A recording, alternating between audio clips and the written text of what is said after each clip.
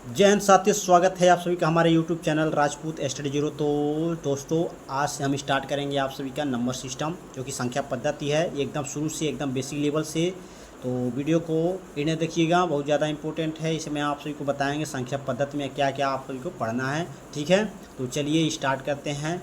अगर आप सभी को ये वीडियो पसंद आए तो लाइक शेयर कमेंट जरूर कीजिएगा। चैनल पर नए हो तो चैनल को सब्सक्राइब जरूर कर लीजिएगा, क्योंकि बहुत ही इंपॉर्टेंट टॉपिक है, ये एकदम बेसिक लेवल से है। तो इसको समझ जाएंगे तो आप बहुत ही आसान तरीके से दूसरा सवाल लगा सकते हैं। तो वीडियो को इन्हें देखिए, बहुत ज़्यादा इंपॉर्टेंट है। तो चलिए स्टार्ट करते हैं। अगर वीडियो पसंद आए तभी आप सभी लाइक शेयर कमेंट जरूर कीजिएगा, अगर ना आए तो डिसलाइक भी कर सकते हैं। तो चलिए स्टार्ट करते हैं।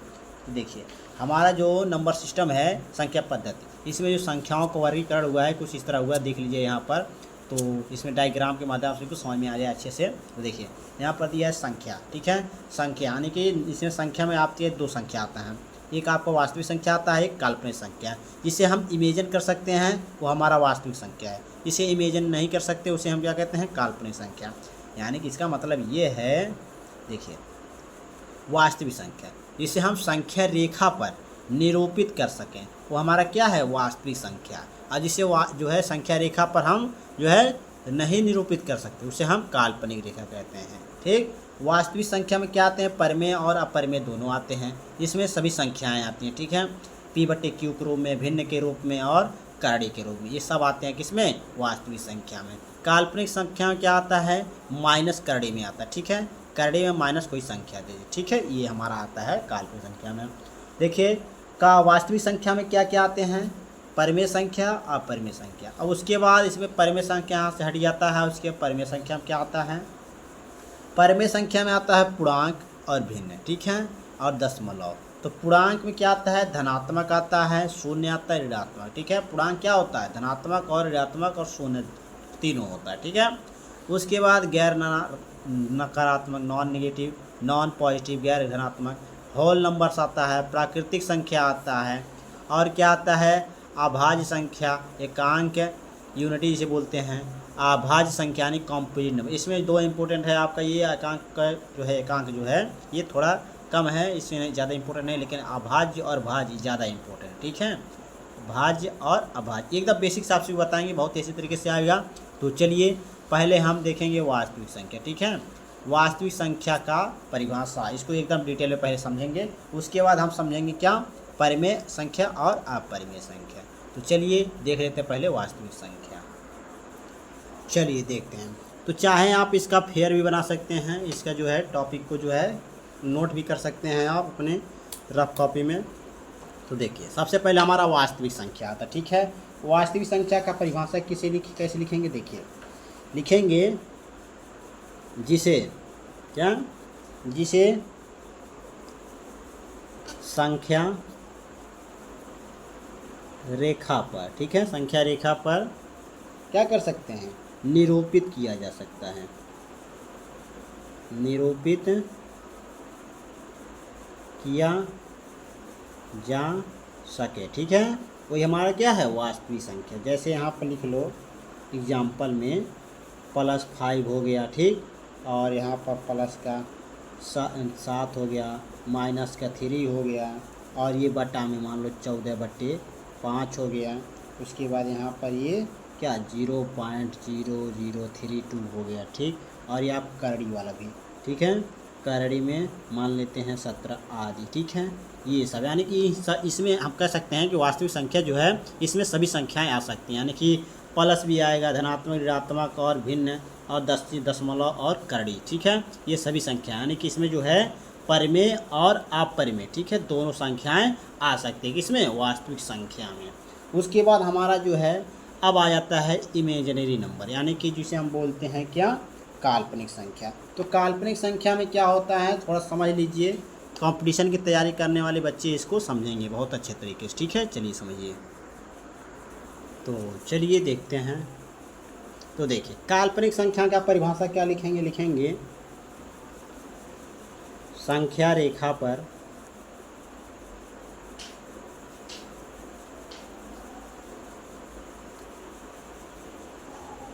निरूपित नहीं किया जा सकता। संख्या रेखा पर जिसे हम क्या कर सकें, निरूपित नहीं कर सकते हैं। ठीक है, उसे हम क्या कहते हैं, काल्पनिक रेखा। जैसे यहाँ पर लिख लो करड़ी में -3, ठीक है। उसके बाद यहाँ पर करड़ी में लिख लो -4, ठीक है।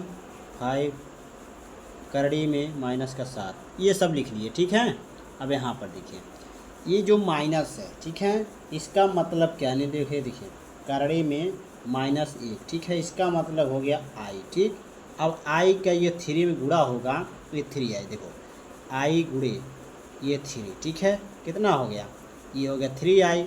इस तरह ये हो जाता है, ठीक है। इसका मान, ये काल्पनिक संख्या में इसका मान ऐसे निकाला जाता है, ठीक है।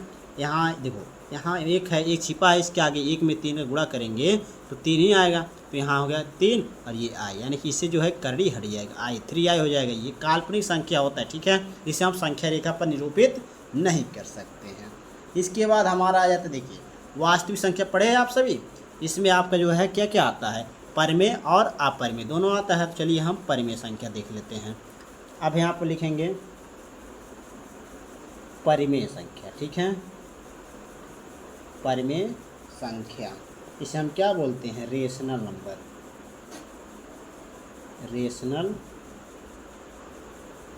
नंबर्स, ठीक है, ये बोलते हैं रेशनल नंबर। अब रेशनल नंबर क्या होता है, यहाँ पर लिखेंगे जिसे P/Q के रूप में लिखा जा सकता है, ठीक है, जिसे हम P/Q के रूप में लिख सकते हैं, उसे हम क्या कहते हैं, परिमेय संख्या कहते हैं। जहाँ पर आपका जो है Q, ठीक है, जहाँ पर ये Q क्या होगा, 0 के बराबर नहीं होना चाहिए, और P और जो Q है, P और Q क्या हैं, ये पूर्णांक हैं, क्या हैं, पूर्णांक हैं। पूर्णांक का मतलब ये है हमारा, इसमें क्या, ये जो बटा है यानी कि माइनस और धनात्मक और ऋणात्मक दोनों हो सकता है, ठीक है। लेकिन ये जो है Q का मान क्या है, 0 नहीं होना चाहिए, क्योंकि 0 का मान रखेंगे तो टोटल हमारा क्या हो जाएगा, 0 हो जाएगा, ठीक। जैसे यहाँ पर एग्जाम्पल में हम लिख लेते हैं, यहाँ पर 5/4, 6/7, 3/8, ठीक है, आदि, ठीक है, इसको हम लिख सकते हैं। और यहाँ पर एक और लिख सकते हैं, देखिए आपका पाई का मान होता है 22/7, ठीक है, तो ये भी हमारा क्या है, ये परिमेय संख्या। लेकिन अगर पाई पूछ लिए तो ये आपका अपरिमेय है, ठीक है, क्या है, ये अपरिमेय है। तो ये आपका जो है परिमेय संख्या समझ गए। अब चलिए अपरिमेय संख्या देखते हैं। अपरिमेय का हेडिंग लिख लीजिएगा, यहाँ पर लिखिएगा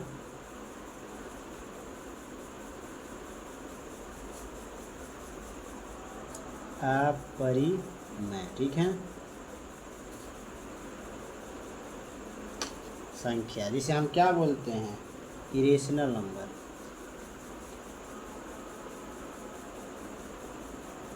इरेशनल नंबर, ठीक है।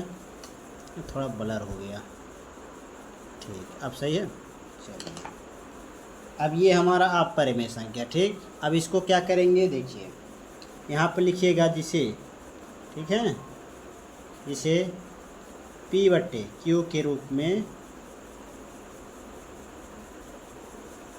नहीं लिख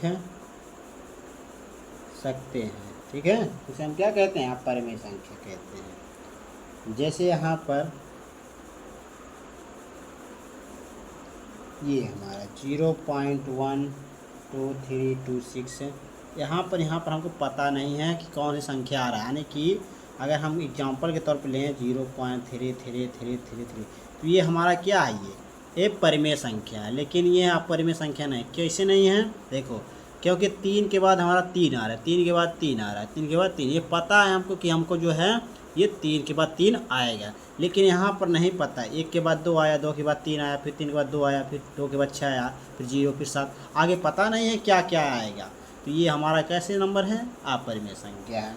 और करड़ी में ले लीजिए, मान लीजिए 3, ठीक है, जो बाहर नहीं निकलेगा, ठीक, यानी कि जो करड़ी में 7 हो गया, ये सब हमारे क्या हैं, अपरिमेय संख्या है। ठीक है, तो ये हम आप सभी समझ गए, क्या समझें, जो आपका ये अपरिमेय संख्या है, तो ये आप सभी समझ गए। चलिए आगे देखते हैं, आगे हमारा आता है दशमलव। ठीक है, तो दशमलव यानी कि जो भिन्न है आपका, भिन्न भिन्न ही है आपका, जो आपका परिमेय संख्या है वही भिन्न हो जाता है। ठीक है, तो यहाँ पर भिन्न और क्या है आपका, भिन्न और दशमलव। ठीक है, भिन्न और दशमलव यानी फ्रैक्शन और डेसिमल। तो यहाँ पर देखिए भिन्न क्या होगा, जो अंश बट्टे हर चीज़ का होता है, यानी कि ये हमारा क्या होगा, भिन्न होगा। ठीक है, इसे हम क्या कहते हैं, अंश कितना है हमारा, अंश ऊपर वाला 3 और 4, ये हमारा अंश बट्टे हर हो गया। ठीक है, तो ये हमारा क्या हो गया, ये हमारा हो गया भिन्न हो गया ये। उसके बाद दशमलव क्या है, दशमलव। ठीक है, दशमलव में आपका देखिए 2 दशमलव आता है। ठीक है, एक शांत दशमलव, एक आपका आता है शांत दशमलव। देखो 0.326 ये दशमलव, ये बिंदु जो है आपका, यही हमारा दशमलव होता है। तो इसमें भी 2 संख्याएं आती हैं, एक आपका आता है शांत दशमलव, शांत दशमलव, एक आता है आपका अशांत दशमलव। देखिए शांत दशमलव क्या होता है, जो आपका अंत में जो है समाप्त हो जाता है, यानी कि जो है दशमलव, जो है दशमलव के बाद अंतिम संख्या में क्या हो जाइए, समाप्त हो जाए। जैसे यहाँ पर 0.5 यहाँ पर आकर रुक गया। ठीक है, और यहाँ पर देखिए 0.73, 0.85। ठीक है, ये सब हमारा कहाँ आकर 5 पर रुक गया। लेकिन यहाँ अशांत दशमलव में क्या होता है, यहाँ पर संख्या आगे बढ़ती जाती है। जैसे यहाँ पर 0.333 यहाँ पर आप पता नहीं है कहाँ तक जाएगी। ठीक है, तो उसके बाद यहाँ पर आ जाता है 0.565656, ये हमारा जो संख्या जा रही है पता नहीं है। उसके बाद 0.737373। ठीक है, ऐसे चला जा रहा है, ये हमारा क्या अशांत दशमलव है। ठीक है, शांत क्या होता है, जो अंत में जाकर कट जाए, पूरी तरह विभाज्य हो जाए, वही हमारा क्या है, शांत दशमलव है। और अशांत जो कटे ना अंत तक। उसके बाद आप ये समझ गए भिन्न दशमलव। उसके बाद आपका आता है पूर्णांक, क्या आता है, पूर्णांक। देखिए पूर्णांक आप सबको बहुत अच्छे तरीके से समझाएंगे हम। देखिए पूर्णांक, इसे हम इंटीजर बोलते हैं, क्या बोलते हैं, इंटीजर्स। चलो इंटीजर समझो। देखो पूर्णांक यानी इंटीजर्स क्या होते हैं, इंटीजर्स हमारे ये होते हैं, यहाँ पर हमने एक संख्या रेखा खींचा, ध्यान समझिएगा, ये हमने संख्या रेखा खींचा। ठीक है, ये बीच में हमने 0 लगाया। ठीक, एक तरफ आपका प्लस जाएगा, 1 2 3 4 5 6, इस तरह आपका जो है चलता जाएगा। ठीक, उसके बाद इधर जाएगा आपका माइनस में। ठीक है, ये आप क्या आ जाएगा, माइनस में जाएगा। यानी कि हम कह सकते हैं जो है हमारा ये क्या है, ऋणात्मक संख्या है, यानी निगेटिव जो है आपका, निगेटिव इंटीजर्स, ऋणात्मक पूर्णांक है। ये हमारा क्या, शून्यात्मक पूर्णांक, ये शून्य है। ये हमारा जो है धनात्मक पूर्णांक, क्या है, धनात्मक पूर्णांक। यानी कि हम कह सकते हैं पूर्णांक में जो है ऋणात्मक पूर्णांक, शून्यात्मक पूर्णांक और धनात्मक पूर्णांक, ये सभी आते हैं। ठीक है, तो ये आप सभी पूर्णांक समझ गए। चलिए आगे देखते हैं हम जो है आपका पूर्ण संख्या। ठीक है, पूर्ण संख्या, प्राकृतिक संख्या, सम संख्या, विषम संख्या, भाज्य संख्या, ये सब हम देखेंगे आगे। चलिए देखते हैं। चलिए अब हम देखते हैं पूर्ण संख्या। क्या देखेंगे, पूर्ण संख्या, यानी किसे बोलते हैं, होल नंबर। तो पहले हम यहाँ पर प्राकृतिक संख्या समझेंगे। देखिए ये प्राकृतिक संख्या, प्राकृतिक संख्या समझ जाएंगे आप सभी, तो आप सभी कुछ नेचुरल नंबर इसे बोलते हैं। उसके बाद आप जो है पूर्ण संख्या। देखिए अब प्राकृतिक संख्या जो है, जो प्रकृति यानी कि ये पहले, सबसे पहले ये था। ठीक है, यानी कि 1 से लेकर 1 2 3 4 5 6 7 8 9। ठीक है, अब यहाँ तक समझे। देखिए ये आपका प्राकृतिक संख्या क्या हो गई, 1 से लेकर 9 तक, यानी 1 से लेकर 9 तक जो संख्याएं थी। ठीक है, ध्यान समझिएगा, 1 से लेकर जो 9 तक संख्याएं थी, यानी अनंत तक भी लिख सकते हैं, आगे पता नहीं थी, यानी 9 के बाद पता नहीं थी। तो ये क्या वैज्ञानिक थे। ठीक है, एक है जो है गणितज्ञ थे, जिनका नाम आर्यभट्ट था। ठीक है, आर्यभट्ट जब वह थे तो उन्होंने क्या किया, आया देखा कि गणित में यहाँ पर तो 1 से स्टार्ट हो, 1 2 3 4 5 6 9 तक है, आगे पता नहीं है, ठीक है। तो उन्होंने क्या किया, एक जीरो का, ठीक है, जीरो का निर्माण किया। किसका किया, जीरो का। तो जीरो जब निर्माण हो गया तब इससे आगे संख्या बन गई, यानी कि यहाँ पर जो है, यहाँ 0 1 0 हो गया, ठीक है, फिर 1 हो गया, फिर 2, फिर 3, फिर 4, फिर 5 6 7 8, फिर 9, ठीक है। जब ये 0 आ गया, जब 0 आया तभी तो ये 10 बना।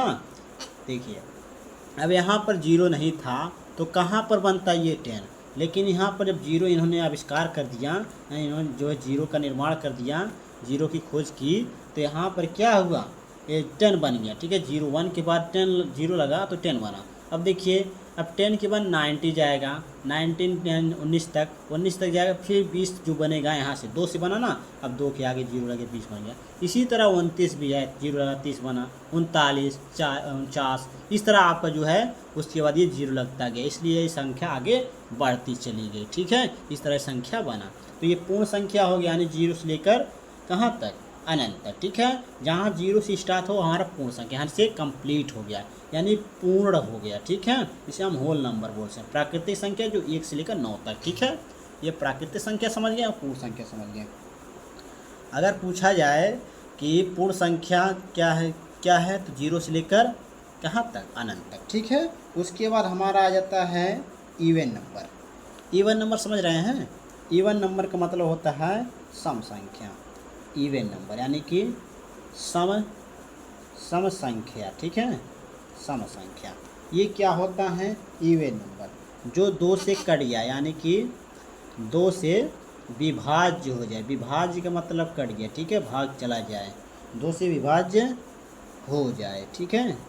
क्या कहलाता हमारा, इवन नंबर कहलाता है। ओड नंबर, देखिए ओड, ODD ओड, यानी ON नंबर, यानी कि विषम संख्या। क्या बोलते हैं इसे, विषम संख्या बोलते हैं। क्या बोलते हैं, विषम संख्या। इसे कैसे पहचानेंगे कि ये विषम संख्या है, जो 2 से क्या हो, विभाज्य ना हो, यानी कट ना पाए, यानी कटे ना, 2 से विभाज्य न हो, ठीक है, यानी 2 से वह न कटता हो, उसे हम क्या बोलते हैं, विषम संख्या। जो भाज्य संख्या यानी कि जो है आपका ये इवन नंबर में क्या है, जैसे यहाँ पर ले लो 2 4 6 8, उसके बाद 10, ऐसे ऐसे आपका जो है 2 से कट रहा है, जो हमारा क्या हो गया, इवन नंबर हो गया। और ओड नंबर क्या है, जैसे 1 हो गया, 1 नहीं, यहाँ पर जो है 1 भी है, यहाँ पर 1 भी लिख सकते हैं, ठीक है। 1 भी नहीं कटेगा ना, 3 कटेगा, उसके बाद यहाँ पर 4 कट रहा है, 5 नहीं कटेगा, 7 9 11, ये सब हमारे क्या हैं, ओड नंबर है, ठीक। उसके बाद हमारा आ जाता है, ओड नंबर समझ गए, इवन नंबर समझ गए, ठीक। अब चलिए हम प्राइम नंबर समझते हैं। प्राइम नंबर इसे हम क्या बोलते हैं, अभाज्य संख्या। क्या बोलते हैं, अभाज्य संख्या। इसे हिंदी में अभाज्य संख्या, इंग्लिश में प्राइम नंबर। देखिए अब अभाज्य संख्या क्या होता है, तो देखिए जिसके केवल 2 फैक्टर हों, ठीक है, जैसे कि इनके केवल 2 गुणनखंड हो, ठीक है, 2 फैक्टर, इनके केवल 2 गुणनखंड हो, ठीक है। गुणनखंड का मतलब फैक्टर इंग्लिश में बोलते हैं, ठीक है, जो स्वयं से और 1 से विभाज्य हो, ठीक है, यानी कटे, ठीक। जैसे यहाँ पर ले लो 2, ये क्या है हमारा, 1 से कट रहा है और 2 से कट रहा है, ऐसे कट रहा है ना, और किसी से नहीं कट रहा है। और उसके बाद हमारा आ जाता है 3 आ गया, ठीक, 3 खुद से कट रहा है, 1 से कट रहा है।